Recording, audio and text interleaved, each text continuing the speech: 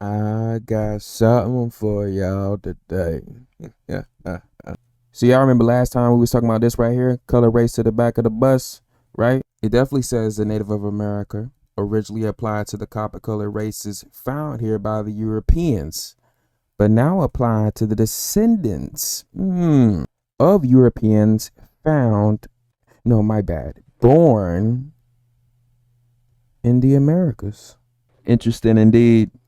I only know country people to be called bowleg, runaway, copper color. Interesting. Name Henderson. Okay. Remember this is Runaways. You know that, right? Okay. Yeah. Negro slave Henry. Dark copper color. When we were speaking about how we were called the copper colored races of America, remember that 1828? Yeah, don't forget it. Don't forget it. And another one. Oh dear, good gracious alive. Negro woman Jane left on April the 5th, and she was described as dark copper color. Interesting. Johnny fled too, runaway 1858. But y'all know what's interesting about this one? It gave more of a description. Let's read it. About 21 years of age, of dark copper color, high cheekbones, thin lips. Interesting. For a Negro. Interesting. $300 in Maryland? Very interesting indeed. Come on now. Let's do it. In the United States, all right, miscegenation with Indians and whites occurred from the very beginning. Indians were held as slaves in some of the American colonies, while Negroes, right, were being imported. Equality of social status between Indians and the Negroes favored intermingling. The whites had little interest in hindering it. As the number of Negro slaves increased, the Indian slaves gradually disappeared into the larger Negro population. The Indian slaves gradually disappeared into the Negro population? Yeah. Whole tribes of Indians became untraceable, right? Untraceably lost in the Negro population of the South. Some Indian tribes held Negro slaves with whom they mingled. Really and truly? Honestly. But as we can tell, we know y'all was calling Indians Negroes, so to me it looks like Indians mixing with Indians. And some were active in an internal Negro slave trade. Runaway Negro slaves and free Negroes often took refuge in the Indian camps. But how would you take refuge in the Indian camps if you don't look like them, right? You're trying to flee and blend in, but how could you? Let's kind of look at where these Negroes was coming from.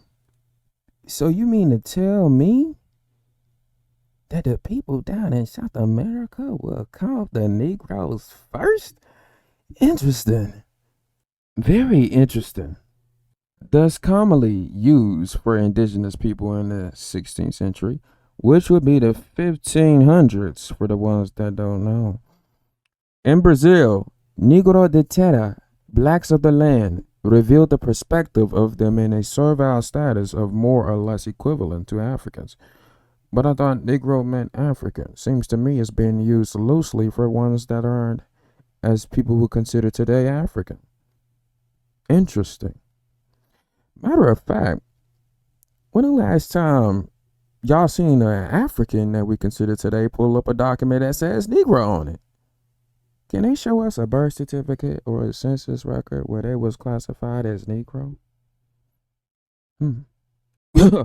Oh, so this was done by Yale University? Oh, yeah. And in 1757, the Indian mission, hold on, let's backtrack it. Let's go back. Let's read it again.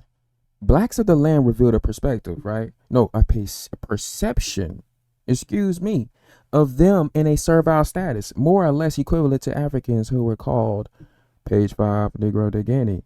Later in 1757, the Indian mission villages in the Amazon region. Now, is that why we're able to see depictions like this on old maps? When they have the headdress on, they look like they're making somebody work. Take the hand. Look very closely at who's working down there. Interesting, right? Yeah. So where the people down in Brazil, the so-called indigenous, aka the original people, called Negroes, right? So when we looking at depictions like this, or this child right here, or this lady, or even this gentleman right here, then we're looking at some Indians.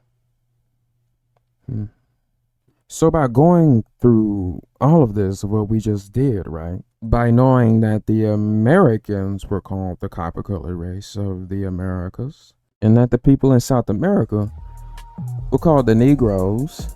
Okay. And me personally, I don't think it was that many brought to North America. We can now see that it was Americans merging with other Americans. Whoop-de-doo. Yeah.